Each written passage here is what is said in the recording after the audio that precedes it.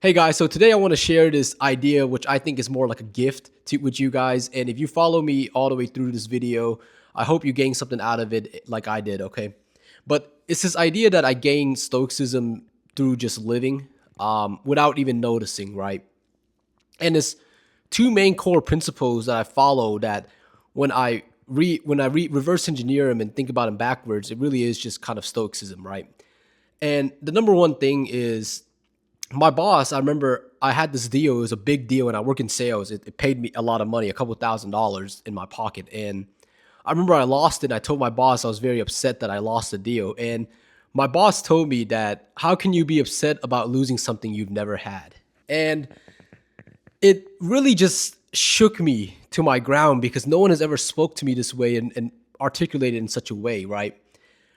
When you really think about it at its fundamental level, what do we truly own in this life? Like, do we even own our bodies, right? What do we own? What can we even say is ours that the universe would just have our name on it, which is truly nothing. We don't own anything. So when you lose things, I think I feel less ties with them. So if I were to lose like my car, my house, for example, it wouldn't affect me in a way it did prior. I mean, obviously I'll be upset, right? That's normal to feel upset, but I wouldn't feel like I lost something, a part of me, right? I just lost something that I was holding on to temporarily.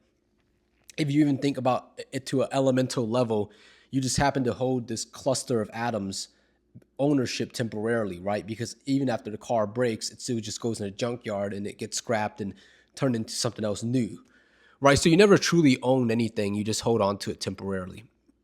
And we have like these social constructs that create this sense of ownership, but it's just all constructs, right? And that kind of like remove like these titles, these anything that some person may give me, may grant me, or even something tangible, an item, an object.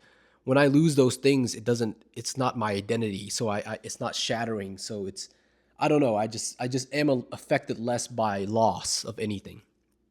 The second thing, I learned this from Fight Club actually. And I remember, I forgot who, it was such a long time ago. Someone actually said I think it was Brad Pitt that said it in the movie. It was what you own ends up owning you. So this is something that really I had to really learn the hard way, right? So I've got some early success in my young adulthood. So I did all the mistakes. I had the nice cars. I had a GT 500, 100K car. And eventually, what I realized from this quote is that it ended up owning me. So because I was driving this 100K car, I had to wear better shoes. I had to wear better shirts. You see, like it just everything just crept in on me.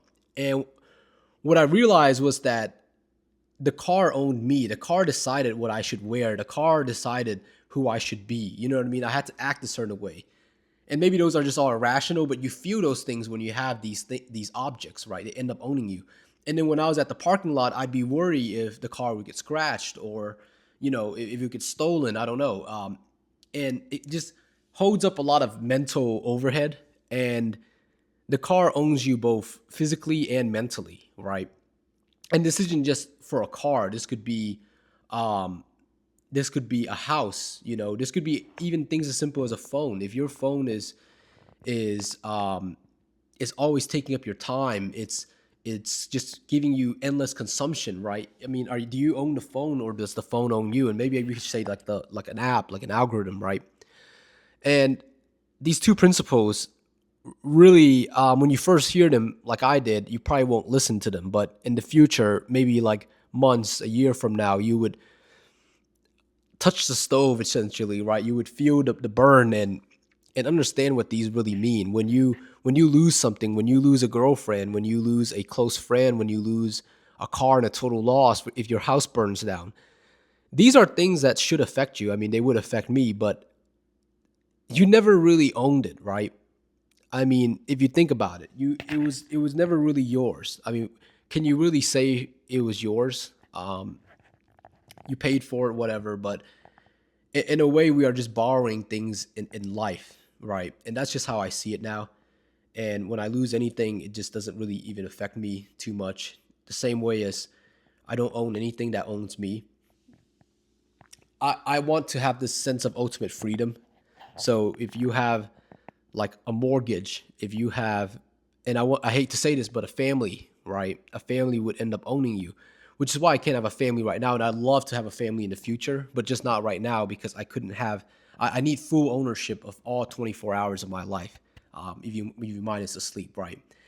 And just just being adult enough to say these things will give you that next step forward where you are less affected by just the elements of life. But let me know, guys. I think these two concepts have really made me very stoic. I care less. That's why I'm even posting. I just think this is the next move for me, where I have these ideas out. We're posting one video a day once again for the next year. So if you want to stick around for that, hit subscribe. Thank you again.